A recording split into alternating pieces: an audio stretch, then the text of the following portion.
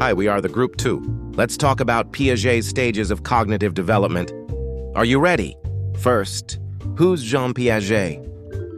Jean Piaget is a Swiss psychologist and researcher. He studied how children think and learn. His theory explains how thinking changes as we grow. He focused on children's learning stages. Piaget's theory argues that we have to conquer 4 stages of cognitive development. First, sensorimotor stage. Second, pre-operational stage. Third, concrete operational stage. Fourth, formal operational stage. Sensorimotor stage. The sensorimotor stage is the first stage of Piaget's theory. It happens from 0 to 2 years old. This stage is all about babies learning about the world, using their senses and movements. Key concept, object permanence, understanding that objects continue to exist even when they are not visible. Example, a baby searches for a toy hidden under a blanket, showing they know it still exists. Pre-operational stage. The pre-operational stage is the second stage of Piaget's theory. It happens from 2 to 7 years old. This stage is all about children developing language, imagination, and symbolic thinking, but their thinking is still simple and not logical. Did you know that there's 2 substages of pre-operational stage? 1, preconceptual stage, 2 to 4 years, where children use symbols and show pretend play. Their speech is mostly egocentric, focused on themselves. 2, intuitive stage, 4 to 7 years, where children start asking many why questions. Their thinking is based on what seems true, not logic. Aside from that, there's also 4 key features of pre-operational stage. 1, egocentrism. This is when a child can only see things from their own point of view. They find it hard to understand what others feel or think. 2, animism. This is when a child believes that objects, like toys or the sun, have feelings and can act like humans. 3, centration. This is when a child focuses on only one aspect of a situation and ignores the rest. 4, irreversibility. This is when a child cannot mentally undo an action or cannot. Imagine something going back to how it was before.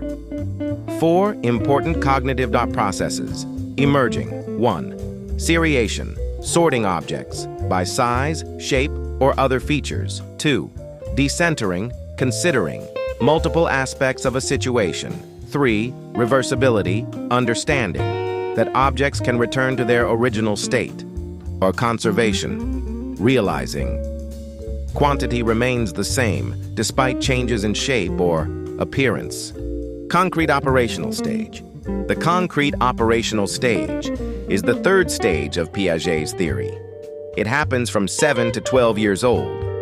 This stage is all about children starting to think more logically, but only about real and concrete things, not yet abstract ideas. There's also 4 cognitive abilities. 1, conservation, where things stay the same even if their shape changes.